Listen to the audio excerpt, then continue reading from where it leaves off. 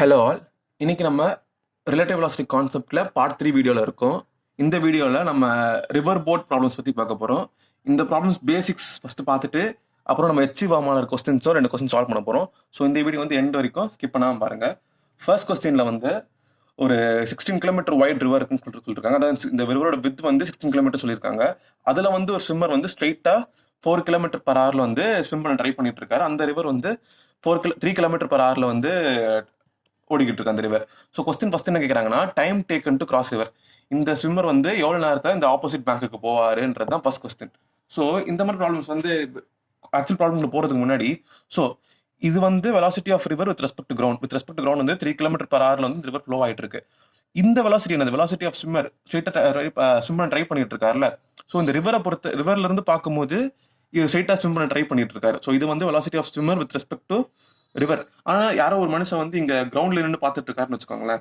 இந்த கிரவுண்ட்ல இருந்து பார்க்கும்போது இது ஸ்ட்ரைட்டா போயிட்டு இருக்க மாதிரி தெரியாது. ஏன்னா வந்து ரிவர் வந்துட்டு இந்த ஹாரிசான்டல் டைரக்ஷன்ல வந்து ஃப்ளோ ஆயிட்டு இருக்கிறதுனால ஆட்டோமேட்டிக்கா இந்த கிரவுண்ட்ல இருந்து பார்க்கும்போது அவர் வந்து இந்த மாதிரி டயகனலா போற மாதிரி தோணும். கரெக்டா? இங்க கிரவுண்ட்ல இருந்து பார்க்கும்போது அவர் வந்து டயகனல் டிராவல் ஆயிட்டு இருக்க மாதிரி தெரியும். So velocity of swimmer with respect to கிரவுண்ட்ல இருந்து பார்க்கும்போது இந்த இந்த டயகனலா இருக்கிற இந்த வெலாசிட்டி வந்து 2 காம்பனன்ட் இருக்கும். எக்ஸ் காம்பனன்ட் ஒன்று, ஒய் காம்பனன்ட் ஒன்று. ஸோ ஒய் காம்பனன்ட் வந்து இவரோட எஃபர்ட்ஸ்னால தான் வருது. இந்த 4 கிலோமீட்டர் பர் ஹவர் தான் ஒய் காம்பனன்ட். ஆனால் எக்ஸ் காம்பனன்ட் இந்த மாதிரி ஏன் இந்த மாதிரி அவர் சைடில் ட்ரிஃப்ட் ஆவார்? அது காரணம் வந்துட்டு இந்த 3 kilometre per hour. So X component வந்து 3. ஸோ வெலாசிட்டி ஆஃப் ஸ்விம்மர் கிரவுண்ட்ல இருந்து பார்க்கும்போது அவர் வெலாசிட்டி என்னவா இருக்கும்னா 4j gap plus 3i gap. இது வந்து இந்த ஃபார்முலா வந்துட்டு நம்ம டேரக்டா இந்த டயக்ராம்ல இருந்து கொண்டு வந்துட்டோம். இந்த ஈக்குவேஷனை நம்ம படிச்ச ஃபர்ஸ்ட் வீடியோல பார்த்தோம். அந்த ஃபார்முலா வச்சு கொண்டு வரலாம். Velocity of swimmer with respect to river என்னது? Velocity of swimmer with respect to ground minus velocity of river with respect to ground equal to இதுதான் நம்மளுக்கு வேணும். Velocity of swimmer with respect to ground தான் வேணும். நம்ம velocity of swimmer with respect to river வந்து 4ன்னு கொடுத்துருக்காங்க. அதாவது 4j கேப்.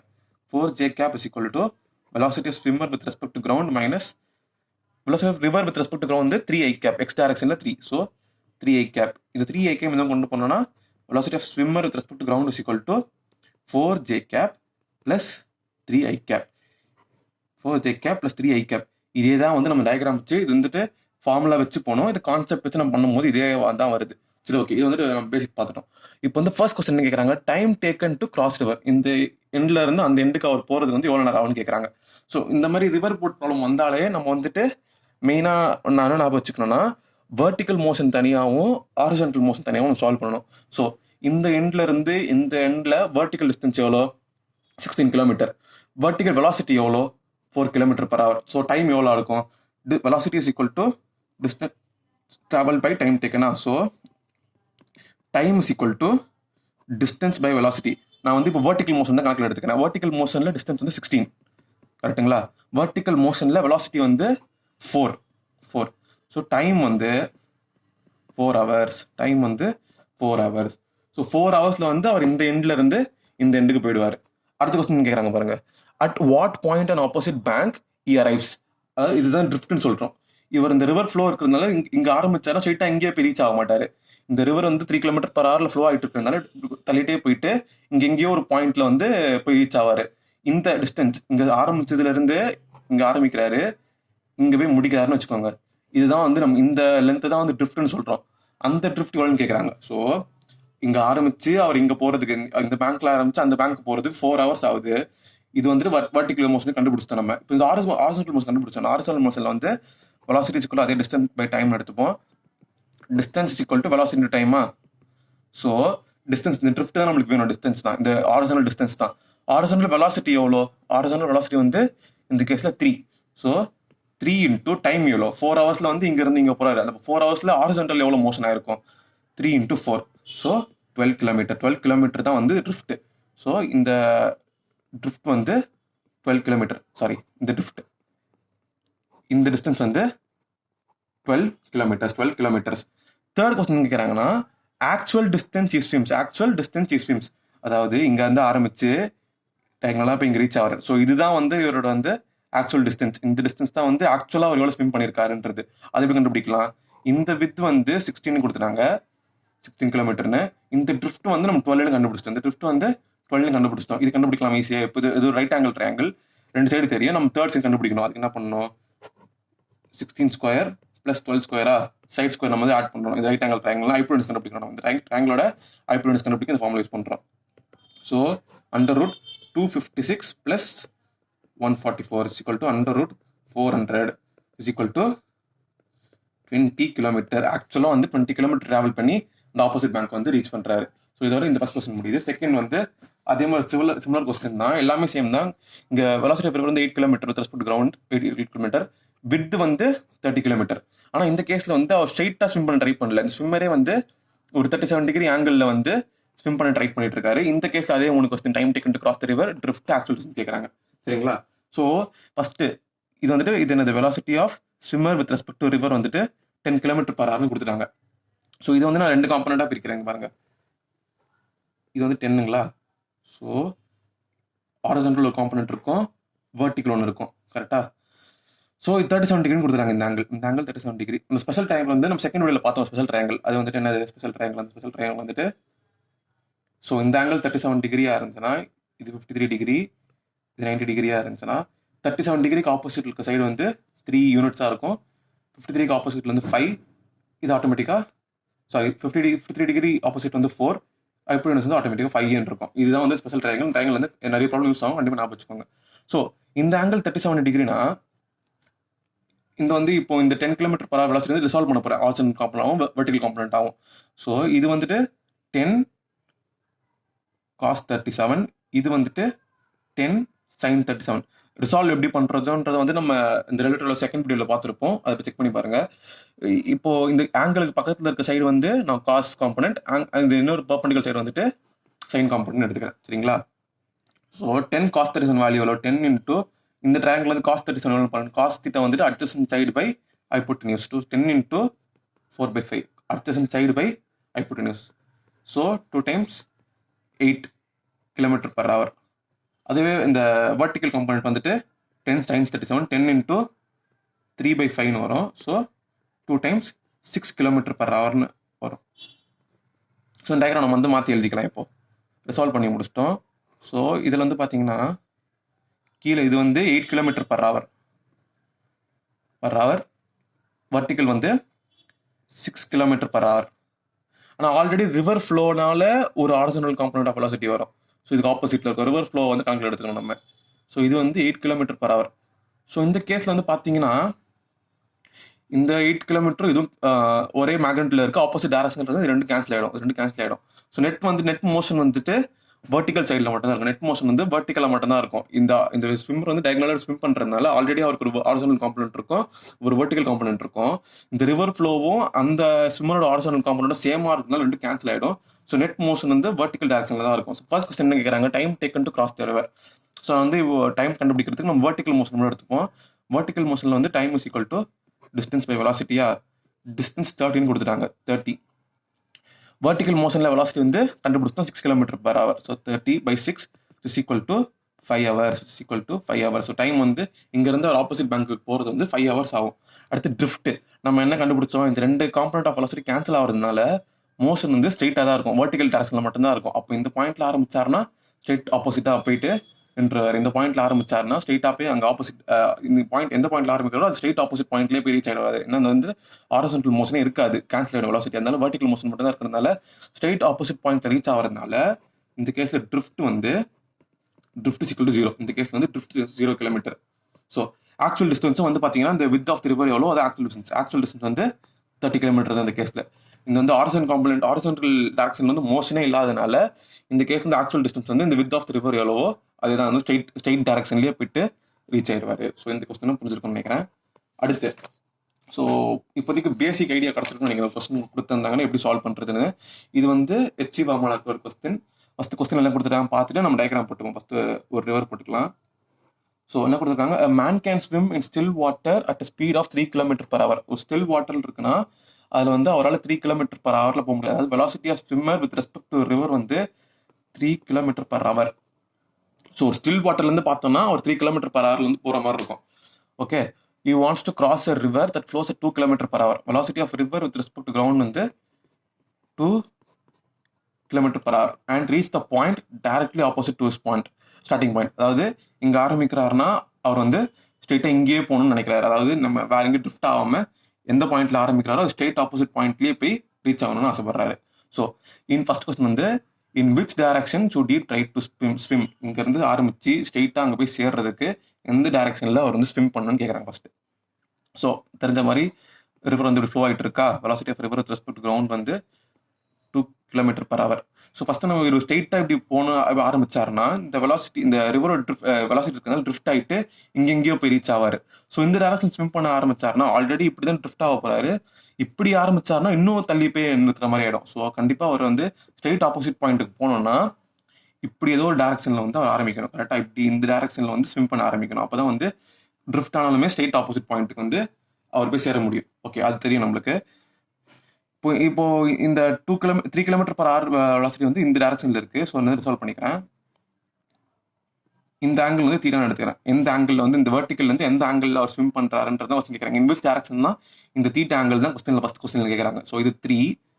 ஸோ இந்த காம்பனண்ட் வெலாசிட்டி எவ்வளோ? 3 cos θ. இது வந்துட்டு 3 sin θ. சாரி நம்ம வந்து இதுதான் தீட்டான்னு எடுத்திருக்கோம். தீட்டாக்கு பக்கத்தில் இருக்க ஆங்கிள் வந்து3 cos θ. இது வந்து 3 sin θ. ஓகே. இப்போ என்ன பண்ணணும், நம்ம இங்க பாருங்க, இவர் வந்து ஸ்ட்ரெயிட் ஆப்போசிட் பாயிண்ட்ல போய் ரீச் ஆகணும்னா ட்ரிஃப்டே இருக்கக்கூடாது. என்ன அர்த்தம்? ஹாரிசான்டல் மோஷனே இருக்கக்கூடாது. அப்போ ஹாரிசான்டல் காம்பனன்ட் ஆஃப் வெலாசிட்டி வந்துட்டு கேன்சல் ஆயிடணும். ஹாரிசான்டல் மோஷன் வந்து இருக்கவே கூடாதுன்னா ஹாரிசான்டலா வெலாசிட்டியே இருக்கக்கூடாது. ஸோ இது வந்து 3 sin θனா அப்போ இந்த ஆப்போசிட் டைரக்ஷன்ல ரிவரோட வெலாசிட்டி நம்ம வந்து கணக்கில் எடுத்துப்போம்ல. So 2 km/h. ஸோ இந்த 3 sin θ வெலாசிட்டி வந்து இந்த 2 km/h வந்து ஈக்குவலா இருக்கணும். ஸோ அப்போ 3 sin θ is equal to 2.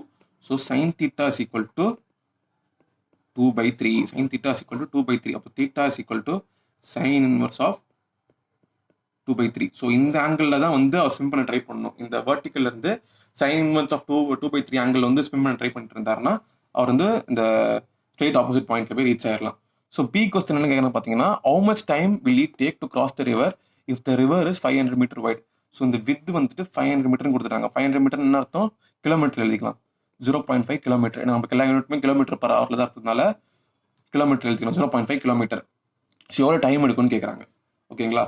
So அதுக்கு டைம் கண்டுபிடிக்கிறதுக்கு ஃபர்ஸ்ட் நம்ம வந்து வெர்டிகல் டிஸ்டன்ஸ் தெரியும். வெர்டிகல் டைம் கண்டுபிடிக்கும் வெர்டிகல் மோஷன் தான் எடுத்துப்போம். வெர்டிகல் டிஸ்டன்ஸ் வந்து 0.5 கிலோமீட்டர்னு தெரியும். ஆனால் வெர்டிகல் வெலாசிட்டி வந்து 3 cos θ. நம்ம ஃபர்ஸ்ட் வெர்டிகல் வெலாசிட்டி கண்டுபிடிக்கணும் எவ்வளோன்ட்டு. ஓகேங்களா? ஸோ வெர்டிகல் வெலாசிட்டி எவ்வளோ? 3 cos θ. நம்ம sin θ வேல்யூ வந்து 2/3 வந்துருச்சு. ஸோ cos θ வேல்யூ என்ன வேணும் நம்மளுக்கு? அப்போ நமக்கு ஃபார்முலா தெரியும்ல, identity sin square θ plus cos square θ is equal to 1. So cos square θ is equal to 1 minus sin square θ. So cos θ is equal to sin square θ under root 1 minus sin square θ. இது வந்து under root 1 minus sin square θ வந்துட்டு 4/9 வரும். So LCM எடுத்து இது பண்ணோன்னா under root 5/9 is equal to root 5/3 வந்துடும். இதுதான் வந்து cos θ வேல்யூ.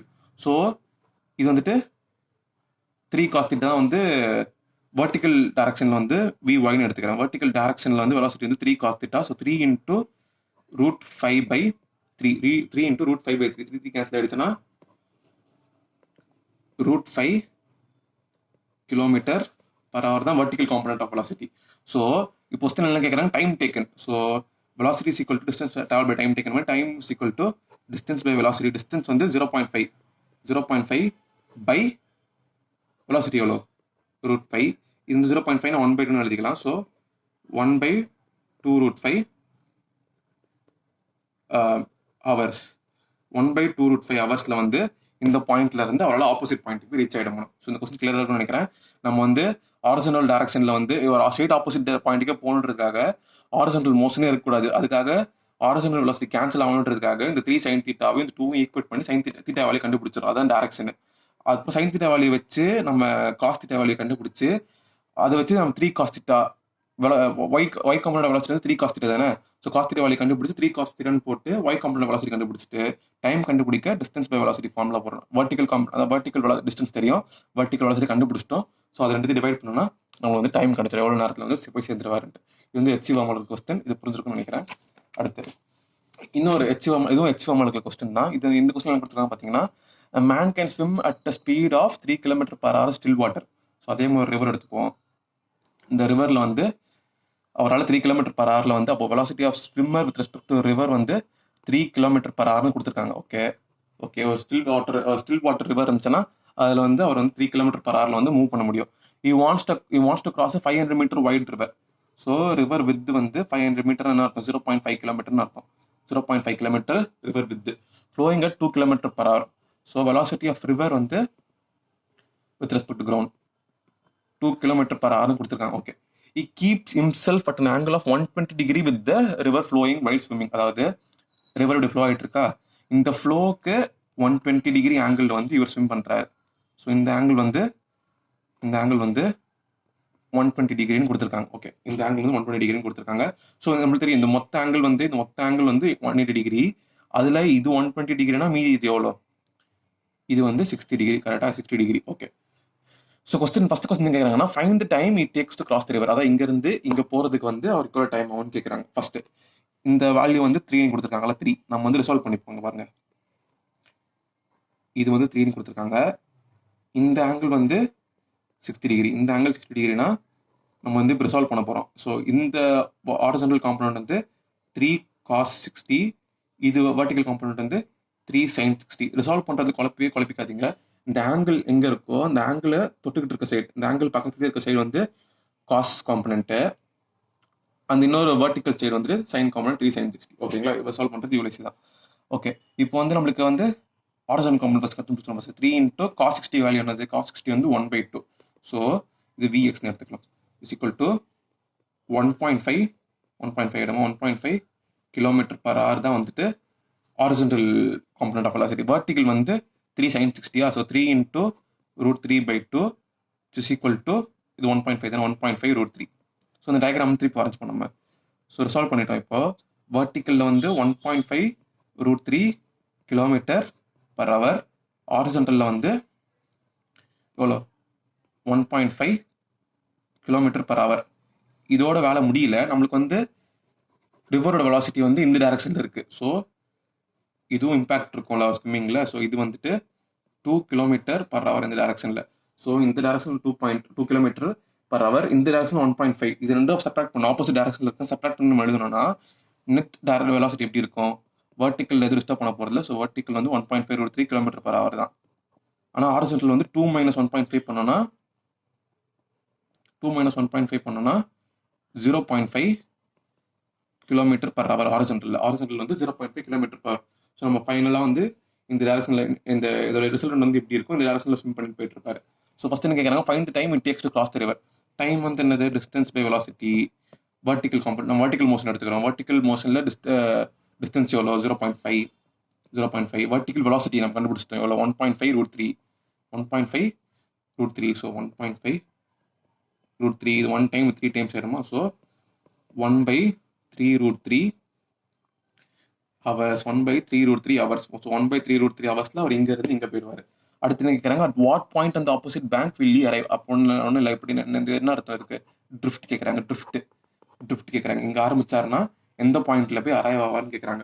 ஸோ மொத்தம் ஜேர்னி வந்து டைம் எவ்வளோ? 1/3 √3 ஹவர்ஸு.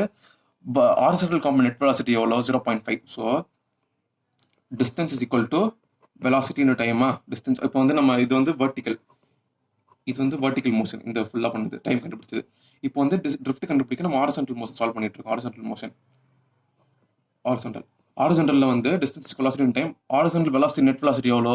0.5. நான் 1/2 எழுதிக்கிறேன். 1/2 இன்டூ டைம் வந்து கண்டுபிடிச்சிட்டோம் 1/3 √3 is equal to 1/6 √3 kilometre. Drift வந்து 1/6 √3 கிலோமீட்டர்.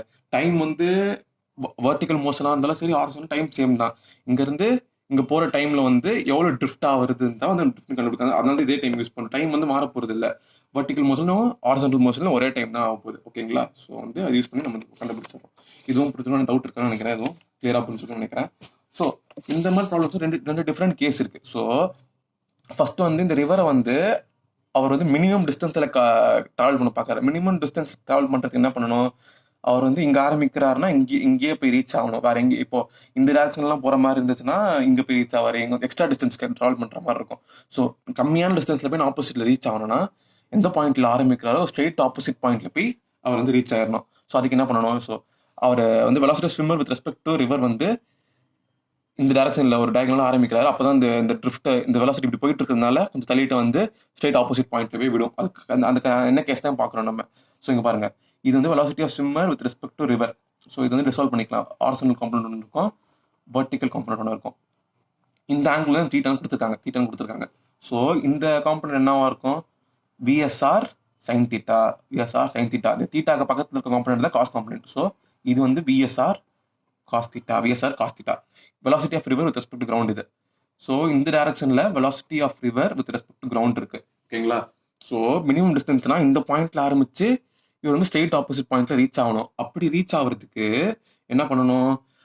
இங்க ஆரம்பிச்சு ஸ்ட்ரெயிட்டா அங்கே போய் ரீச் ஆகணும்னா ஹாரிசான்டல் மோஷனே இருக்கக்கூடாது. ஹாரிசான்டல்ல வந்து அவருக்கு ட்ரிஃப்டே இருக்கக்கூடாது, மோஷனே இருக்கக்கூடாது. அதுக்கு வந்து ஹாரிசான்டல் காம்பனன்ட் வெலாசிட்டி வந்து கேன்சல் ஆயிடணும். ஒன்றுக்கு ஒன்று கேன்சல் பண்ணிக்கணும். அதுக்கு என்ன பண்ணணும்? VSR sine theta is equal to விஆர்ஜின்னு போட்டுக்கணும். ஸோ சைன் தீட்டா வேல்யூ என்னது? Sine theta is equal to velocity of river with respect to ground by velocity of swimmer with respect to river. இந்த condition satisfy பண்ணிச்சுன்னா அவர் எந்த பாயிண்ட்ல ஆரம்பிக்கிறாரோ அதுக்கு straight opposite பாயிண்ட்லயே போய் ரீச் ஆயிடுவார். இந்த பாயிண்ட் சாட்டிஸ்ஃபை பண்ணிச்சுன்னா எங்க ஆரம்பிக்கிறாரோ ஸ்ட்ரெயிட் ஆப்போசிட் பாயிண்ட்லயே போயிட்டு ரீச் ஆயிடுவார். ஓகேங்களா? இங்க பாருங்க, இது வந்து வெலாசிட்டி ஆஃப் ரிவர். நம்மளுக்கு நல்லாவே தெரியும் சைன் தீட்டா வேல்யூ வந்து maximum value. Sine theta maximum வேல்யூவோட மேக்ஸிமம் வந்து 1 தான். 1க்கு மேலே சைன் தீட்டா வேல்யூ இருக்க முடியாது. ஸோ இந்த கேஸ்ல வந்து மேக்ஸிமம் வந்து 1 தான் வரணும்னா மேபி ரெண்டும் வந்து மேக்ஸிமம் ஈக்குவலா இருக்கலாம். அப்படின்லாம் எல்லா கேஸ்லயும் வந்து விஎஸ்ஆர் அதாவது velocity of swimmer with respect to river வந்துட்டு ரிவரோட வெலாசிட்டி அதிகமாக இருக்கணும். டினாமினேட்டர் அதிகமாக இருந்தால் தான் வந்து இந்த ஃப்ராக்ஷன் வந்து 1 கம்மியான ஒரு வேல்யூவாக வரும். 1 விட மேபி ஈக்குவலாக இருந்தால் ஈக்குவல் டு 1 வந்துடும். ஈக்குவலாக இல்லைன்னா டினாமினேட் இந்த ரிவரோட வெலாசிட்டியோட இந்த ஸ்விம்மர் அதிகமான வெலாசிட்டியில் ஸ்விம் பண்ணால் மட்டும்தான் சைன் தீட்டா வேல்யூ வந்து 1 விட கம்மியாக இருக்கும். அந்த கேஸ் வந்து ப்ராக்டிகலி பாசிபிள். இப்போ வந்து ரிவரோட வெலாசிட்டியோட ஸ்விம்மர் வெலாசிட்டி கம்மியாக இருந்துன்னு வச்சுக்கோங்களேன், இது 1க்கு மேலே ஒரு வேல்யூ வந்துடும். 1 அதிகமாக வேல்யூ வந்துடும். 1 அதிகமாக வேல்யூ வந்து ப்ராக்டிகலி நாட் பாசிபிள். ஸோ இந்த ரிவரோட வெலாசிட்டி விட இந்த ஸ்விம்மரோட வெலாசிட்டி வந்து அதிகமாக இருக்கணும். கரெக்டாக ஈக்குவலாக இருக்கு, மேக்ஸிமம் ஈக்குவலாக இருக்கலாம், அப்படின்னா அதிகமாக இருக்கணும். சரிங்களா? ரிவரோட வெலாசிட்டி விட அதிகமாக இருந்தால் தான் டினாமினேட்டர் வந்து நம்மளுக்கு தெரியும். ஏன்னா இப்போ 1/2 இருந்தால் நியூமரேட்டர் டினாமினேட்டர் அதிகமாக இருக்கிறது 0.5 வரும். அதாவது 1 கம்மியான ஒரு வேல்யூ வரும். 1/1னா 1 தான். ஸோ நியூமரேட்டரை விட டினாமினேட்டர் வந்து அதிகமாக இருந்தால் தான் 1 கம்மியான வேல்யூ வரும். அதனால தான் வந்து ரிவரோட வெலாசிட்டியோட ஸ்விம்மரோட வெலாசிட்டி வந்து அதிகமாக இருக்கணும். அப்போ தான் வந்து ப்ராக்டிகலி பாசிபிள் கேஸ் ஒன்று வரும். ஸோ இது வந்து மினிமம் டிஸ்டன்ஸ். இது ஸோ மினிமம் டைமில் வந்து அவர் கிராஸ் பண்ண நினைக்கிறாருன்னு வச்சுக்கோங்க. இது வந்து மினிமம் டிஸ்டன்ஸ். மினிமம் டைமில் வந்து கிராஸ் பண்ணணும். அதுக்கு என்ன பண்ணணும்? இவர் வந்து இந்த டேரக்ஷன் ஸ்விம் பண்ணணும். இந்த டேரக்ஷன் ஸ்விம் பண்ணாருன்னா அவர் வந்து ரிவரோட ஃப்ளோ கூடயே போறாரு. ரிவரோட ஃப்ளோ அப்போஸ் பண்ணிட்டு போல ரிவரோட ஃப்ளோ கூடயே போறதுனால அது வந்து ஃபாஸ்ட்டாக கொண்டு போய் ஒரு ஆப்போசிட்ல விட்டுரும். மேபி அதே பாயிண்ட்ல கொண்டு போய் விடலனாலும் இங்க வந்து இந்த மினிமம் டிஸ்டன்ஸ் கேஸ் இல்லை, இங்க வந்து minimum time. So river flow கூட சப்போர்ட் பண்ணி போயிட்டு இருந்தாருன்னா ட்ரை பண்ணாருன்னா அவர் வந்து ஸ்ட்ரெயிட் ஆப்போசிட்டா போயிட்டு இருக்காரு. ஸோ நமக்கு வந்து தெரியாது இப்போ மினிமம் டைம்ல போறது. சப்போஸ் நம்ம தீட்டால் ஸ்விம் பண்ற கண்டிப்பா வந்து இந்த கேஸ் நம்ம எடுக்க மாட்டோம் இப்படி போறாருன்னு. ஏன்னா இப்படி போன கன்ஃபார்ம் தெரியும், அப்போஸ் பண்றதுனால டைம் அதிகமாக தான் ஆகும். ஸோ எப்படி சப்போர்ட் பண்ற மாதிரி தான் போகணும். பட் அதே சமயம் வந்து டிஸ்டன்ஸ் ரொம்ப டிஸ்டன்ஸ் தள்ளி போய் ரீச் ஆகிற மாதிரி இருந்தால் டைம் கொஞ்சம் அதிகமாக இருக்கும். ஸோ வந்து மினிமம் டைம் கண்டிஷன் எப்படி கண்டுபிடிக்கிறது? ஸோ அதே மாதிரி ஃபர்ஸ்ட் ரிசால்வ் பண்ணிப்போம். இது வந்து விஎஸ்ஆர் காஸ் தீட்டா, தீட்டாக்கு பக்கத்தில் இருக்க சைடு. இது வந்து விஎஸ்ஆர் சைன் தீட்டா. இந்த கேஸ்ல வந்து நம்ம வெர்டிக்கல் மோஷன் எடுத்துப்போம். Distance is equal to velocity is equal to distance traveled by time taken. So time is equal to distance by velocity. Distance வந்து d நம்ம சப்பாசியும் பண்ணிக்கிறோம். So time is equal to distance by velocity. இது வந்து y component of velocity. நம்ம வந்து vertical motion மட்டும் எடுத்துக்கிறோம். So distance by VSR, y component of velocity எவ்வளோ? cos theta. VSR cos theta. Okay. So இதை வந்துட்டு டைம் கண்டுபிடிச்சி இதான் வந்து டைம். நம்மளுக்கு வந்து டைம் வந்து மினிமமாக இருக்கணும். கம்மியான டைம் இப்போ ரீச் ஆகணும். மினிமம் டைம் வந்து எப்படி கண்டுபிடிக்கிறது? ஸோ டைம் வந்து மினிமமாக இருக்கணும்னா இந்த காஸ் தீட்டா வேல்யூ வந்து மேக்ஸிமமாக இருக்கணும். ஏன்னா டினாமினேட்டர் வந்து ஒரு பெரிய நம்பராக இருந்தால் தான் இந்த ஃப்ராக்ஷன் டோட்டல் டிவைட் பண்ணும்போது ஒரு சின்ன நம்பராக வரும். டைம் வந்து மினிமமாக இருக்கணும்ல.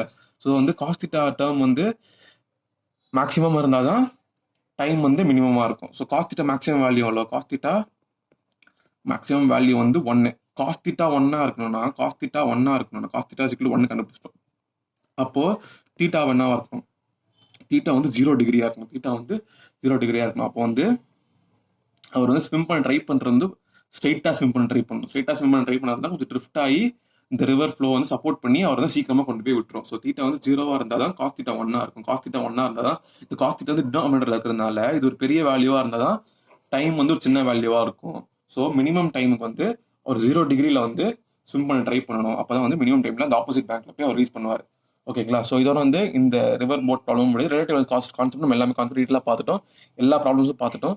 உங்களுக்கு மேபி எந்த கான்செப்ட் டவுட் இருந்தாலும் கண்டிப்பாக கமெண்ட் செக்ஷனில் வந்து மென்ஷன் பண்ணுங்க. நம்ம முடிஞ்ச அளவுக்கு சால்வ் பண்ண பார்ப்போம் அதை. ஸோ இந்த வீடியோ பிடிச்சிருந்ததுன்னா உங்கள் ஃப்ரெண்ட்ஸ் உங்களை மாதிரி நீட் ப்ரிப்பேர் பண்ணுறவங்க ஃப்ரெண்ட்ஸ் யாராவது இருந்தாங்கன்னா அவங்களும் ஷேர் பண்ணி விடுங்க. தேங்க்யூ.